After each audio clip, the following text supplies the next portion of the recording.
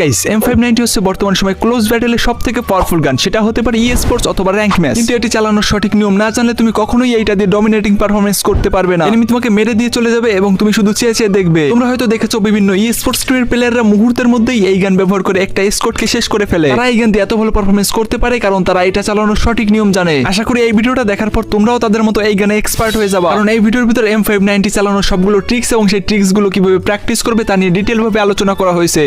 Mais je ne suis pas lui qui me fait tourner dans le vide. আজকের ভিডিওতে মাত্র 5টা স্টেপের মাধ্যমেই আমি তোমাদের সম্পূর্ণ বিষয়টাকে বুঝিয়ে দেবো এবং লাস্টে এমন একটি সুপার টিপস বলে দেবো যেটা জানার পর তুমি এই গানটিকে MP40 মতো চালাতে পারবে। Step number 1, using a perfect character combination. এখানে তোমার একটি স্লটে নিয়ে নিতে হবে নিকিতা ক্যারেক্টার, যেটা তোমার গানের রিলোড স্পিড অনেকটাই বাড়িয়ে দিবে। তবে বাকি ক্যারেক্টারগুলো তোমার নিতে হবে তোমার টিমের ট্যাকটিক্স অনুযায়ী। তবে অপশনাল ক্যারেক্টার হিসেবে আমি সাজেস্ট করব ক্যারোলিন এবং ডিভি character. Step number 2, keep jump shooting the enemy. দেখো আমাদের M590 গানটিতে কিন্তু অ্যাকুরেসি খুবই কম, তাই যদি আমরা খুব সহজেই এনিমির গায়ে এম রাখতে চাই তাহলে আমাদের অবশ্যই জাম্প শট করতে হবে। তাছাড়া জাম্প করার কারণে এনিমি সহজে আমাদের গায়ে এম রাখতে পারবে না। আর এইটা তোমরা প্র্যাকটিস করতে পারো ট্রেনিং ম্যাচে। আর মনে রাখবে তোমরা ট্রেনিং ম্যাচের ফায়ার জোনে যাবে না। এই যে আমি এখন যেখানে রয়েছি এখানে এসেই তোমরা এটা প্র্যাকটিস করবে।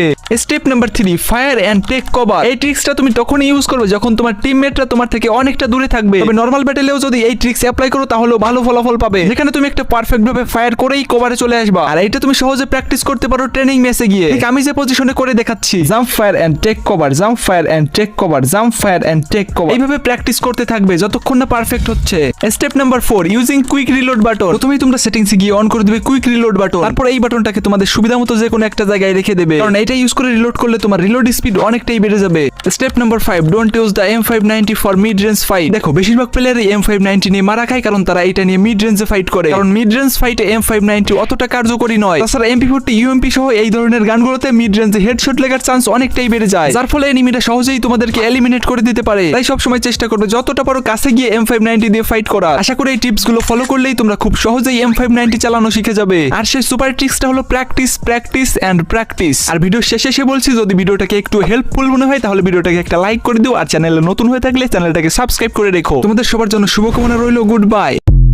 গাইস M590 হচ্ছে বর্তমান সময় ক্লোজ ব্যাটেলের সবথেকে পাওয়ারফুল গান। সেটা হতে পারে স্পোর্টস অথবা র্যাঙ্ক ম্যাচ, কিন্তু এটি চালানোর সঠিক নিয়ম না জানলে তুমি কখনোই এইটা দিয়ে ডমিনেটিং পারফরম্যান্স করতে পারবে না। এনিমি তোমাকে মেরে দিয়ে চলে যাবে এবং তুমি শুধু চেয়ে চেয়ে দেখবে। তোমরা হয়তো দেখেছো বিভিন্ন স্পোর্টস টিমের প্লেয়াররা মুহূর্তের মধ্যেই এই গান ব্যবহার করে একটা স্কোয়াডকে শেষ করে ফেলে। তারা এই গান দিয়ে এত ভালো পারফরম্যান্স করতে পারে কারণ তারা এটা চালানোর সঠিক নিয়ম জানে। আশা করি এই ভিডিওটা দেখার পর তোমরাও তাদের মতো এই গানে এক্সপার্ট হয়ে যাবে, কারণ এই ভিডিওর ভিতর M590 চালানোর সবগুলো ট্রিক্স এবং সেই ট্রিক্স গুলো কিভাবে প্র্যাকটিস করবে তা নিয়ে ডিটেইল ভাবে আলোচনা করা হয়েছে।